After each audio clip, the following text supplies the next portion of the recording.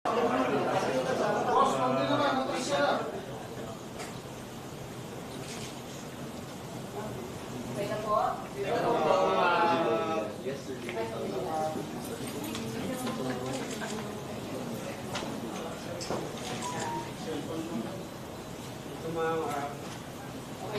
Okay, ma'am. Thank you.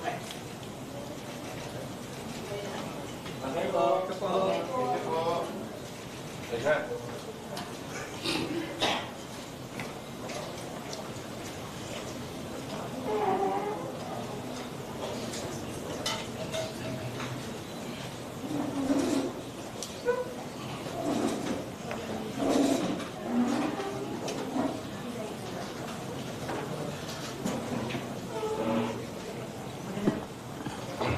Hello. Magandang umaga po sa inyong lahat. So, ngayong umaga, naghahain naman po ako ng kaso dito sa Department of Justice, Prosecution Service. Kaso po, isa, laban kay Michael Maurilio, at yung isa namang kaso, laban sa 6 na vloggers. Sina Byron Cristobal, alias Banatbay, Crisette Chu, Chrissy Chu, si Jay Sonza, si Alex Distor, alias Tio Moreno. May isa pa. Si Jeffrey K. Eric Celis at si Attorney Ferdinand Topacio. So, ayon sa aking legal team, ang nararapat na kaso ay cyber libel. Dahil sa kawalang kapakialaman nila kung totoo o hindi ang kanilang kinakalat. At mga dagdag na kasinungalingan pa na sinabi nila. Hindi lang po ito kaso ng fake news. Dear colleagues, ito ay sistematiko at sadyang pag-atake pati sa mga witnesses, mga taong naglakas loob sa kabila ng kanilang takot na sabihin ang kanilang katotohanan. Sinusubukan nilang ibaon ang mga totoong kwento ng mga taong ito at ng mga taong tumutulong sa kanila. Pero ibahin niyo ako. Hinding-hindi nila pwedeng gawin ito sa mga taong ito. Kaya po, ihinain na po namin ngayong araw ang mga kasong ito.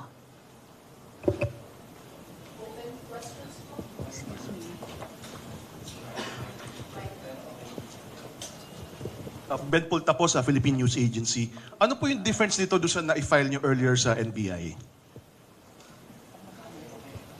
Yes, sir. Yung inihain ko sa National Bureau of Investigation nung nakaraang linggo ay isang reklamo na naghihingi sa kanila ng dagdag na investigasyon sa kinaroroonan at katayuan ni Michael Maurilio, lalo na dahil sa huling messages niya sa opisina ko na kinidnap daw siya at bihag ngayon sa Glory Mountain ng KOJC at humihingi pa nga ng rescue. At sa reklamong iyon, dagdag na pag-alam sa provenance ng video na iyan. Sino yung mga tao o mga grupo sa likod ng pag-produce at pagkalat niyan. Kaya pati yung mga 100 vloggers nung nakaraang linggo ay hiningian ko ng dagdag na investigasyon. Ito ngayong umaga ay mga formal na kaso na ng cyber libel. Laban dun kay Maurilio at dun sa 6 munang mga vloggers. Patuloy pa naman at inaasahan kong magpapatuloy parallel yung investigasyon sa reklamo ko sa NBI at hari nawa itong mga kasong inihain ko dito sa DOJ Prosecution Service at bunga na nga din ng investigasyon ng NBI, malalaman pa namin kung meron pa bang dapat ikaso at meron pa bang mga dapat kasuhan.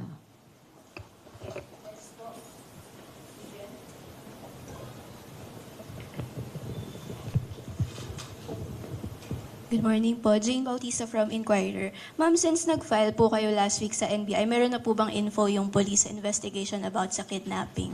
Or may natanggap na po ba kayong any update from them? Umaasa ko na kaagad inaaksyonan yan ng NBI. So, bagamat wala pang update sa ngayon, pero I am confident na ginagawa nila yung kanilang mandato sa ilalim ng batas sa kahit sino mang mamamayan katulad ko. To put it on the record, kailan niyo po last na nakontak si Michael Maurilio po? Yung huling komunikasyon niya sa opisina namin ay noong June 22 at 23. Doon siya humihingi ng rescue dahil kinidnap daw siya at bihag nga sa Glory Mountain ng KOJC. Nagkakataon yung June 24, yung petsa na binuo nung Pagtanggol Valiente na nag-upload ng video niya. So, nung matanggap namin yung mga komunikasyon na iyon, nung June, kaagad namin finoward sa PNP Davao para aksyonan nila. Pero ang nangyari, habang ina-aksyonan nila, lumabas na itong mga video na ito. Thank you po. Alvin Murcia po sa Daily Tribune. Sa tingin niyo, Senador, bakit siya biglang nagbago ng isip at bumaliktad? Ang huling clues na pwede kong pagbatayan ay yung message niya.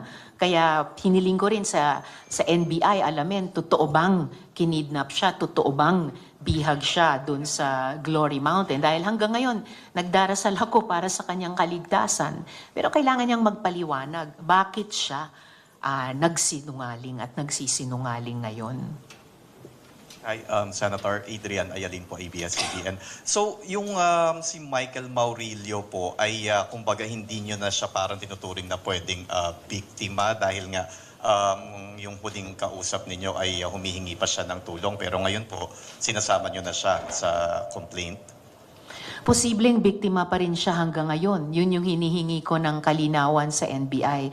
Pero malinaw din na gumawa siya ng video na in-upload at pinasisinungalingan, hindi lang ako, kundi pinasisinungalingan pati yung higit 100 pang mga witnesses, katulad niya dati, iba pang mga witnesses laban kay Apollo Kibuloy at KOJC.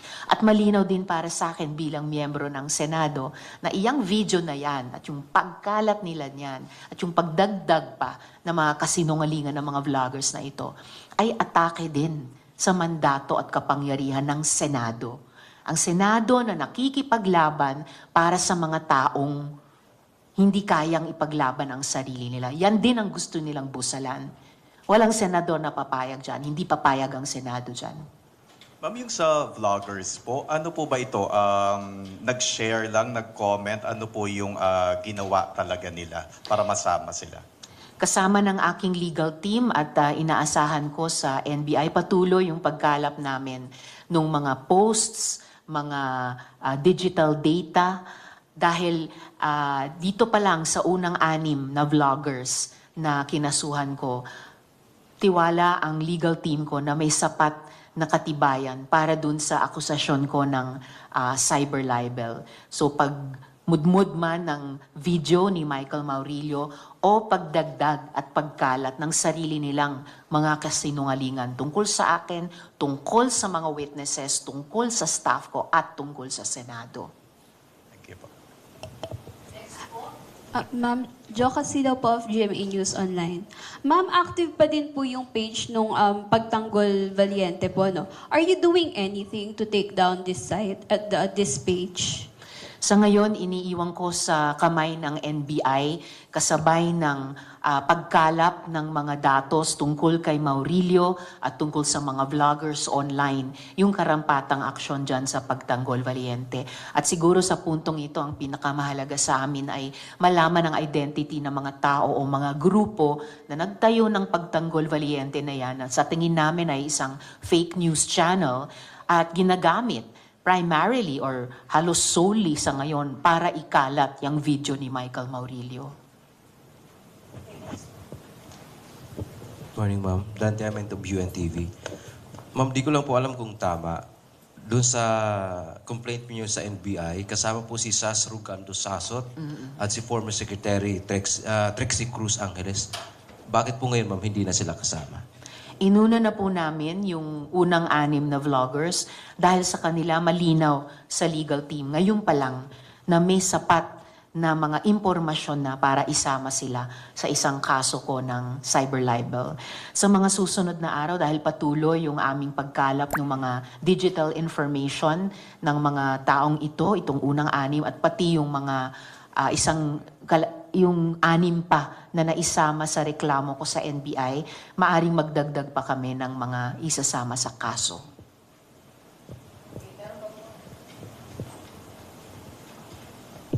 Ma'am Lawrence Tanhoco, Radyo Pilipinas. Ma'am, sinasabi po ng ilang mga vloggers, naglabas na po siya ng early statement na pagkitil daw po ito sa freedom of speech and opinion lang daw po yung binigay nila. Makahingi po reaction. Lifelong na naniniwala ako at nagtataguyod ng freedom of speech, freedom of expression. At the same time, malinaw ako mula sa simula. Hindi yan nag-e-extend sa pagkalat ng mga kasinungalingan na maglalagay pa sa panganib sa ibang mga tao. And in this case, ilan sa pinaka-vulnerable ng mga tao, mga witnesses laban sa isang makapangyarihan at mayamang puwersa. Siguro last na lang po, baka message po sa mga vloggers tsaka kay Attorney Topacio, ma'am. Iwan ko na lang dun sa unang 6 na vlogger na sagutin ang anumang aksyon ng DOJ Prosecution Service bunga nitong mga kasong inihain namin ngayong umaga. Meron pa po? Tatanong? Wala na? Okay na? Okay na po tayo.